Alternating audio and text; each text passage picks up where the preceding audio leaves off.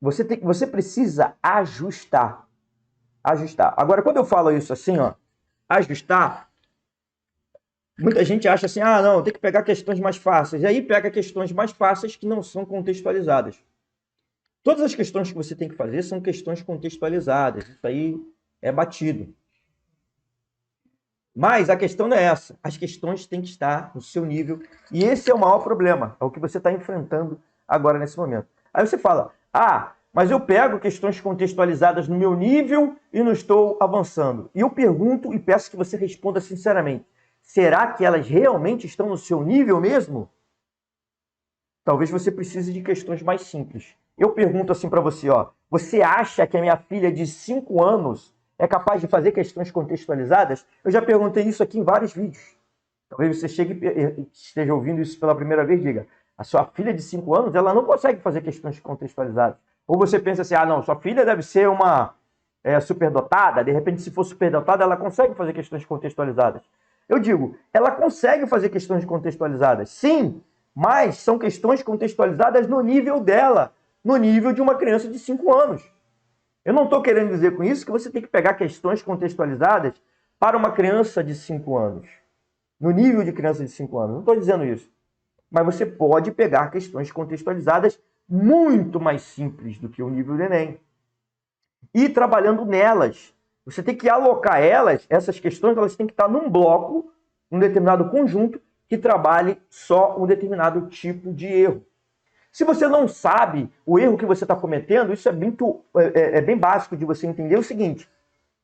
Se você pega uma questão complexa do Enem, ali vai ter uma quantidade de dados muito maior do que você é capaz de depurar no seu estado atual. Tem dados ali que a questão do Enem vai te trazer que você não vai precisar utilizar para resolver a questão.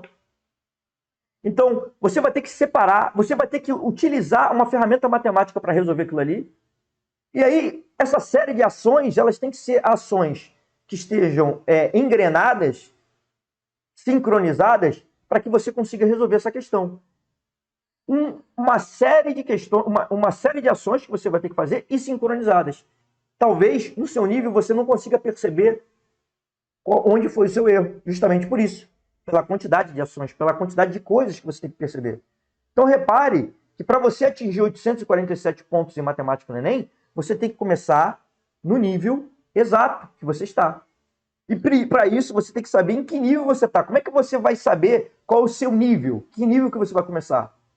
Por isso que eu digo que a primeira coisa que você tem que fazer no meio da sua preparação, no início da sua preparação, é um simulado. E esse simulado vai doer? Sim, dependendo do seu nível, vai doer. Porque ninguém quer fazer um simulado para acertar 10 questões, acertar 15 questões. Mas isso pode acontecer? Pode acontecer sim, principalmente se você está no início. Ou seja, você tem que utilizar o erro como motor de propulsão se você quiser atingir 847 pontos em matemática no Enem. Fez o simulado, acertou 10 questões. Ótimo! Esse simulado foi excelente para saber onde você está e por onde você tem que começar.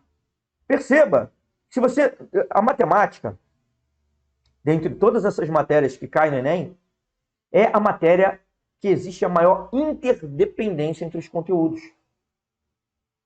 Para muita gente olha isso e acha, isso é muito ruim, porque para aprender coisas mais avançadas eu tenho que primeiro estudar conteúdos mais básicos. Mas isso, na verdade, também é uma benção. Porque, olha só, o fato de você estar estudando o primeiro conteúdo lá, o conteúdo mais simples que vai cair na prova do Enem, aquilo ali já naturalmente está te preparando para conteúdos mais complexos. Então, na matemática, cada conteúdo que você estuda ali, você está estudando vários conteúdos. Então, se você está acertando 15 questões, ótimo.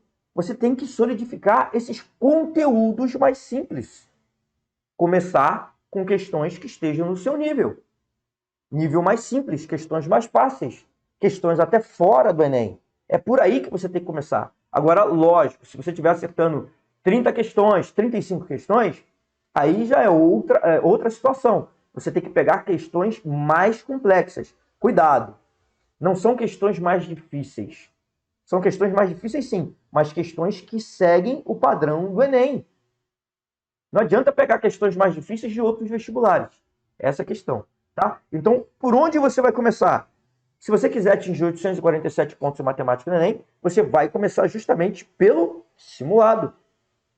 É por ali que você começa. Vai te dar o ponto de partida, vai dizer exatamente onde você está, vai dizer o que você deve fazer, né, a grosso modo, para você avançar, porque ali, olhando aquele simulado ali, você vai saber que parafuso você tem que apertar para conseguir atingir 847 pontos em matemática no Enem.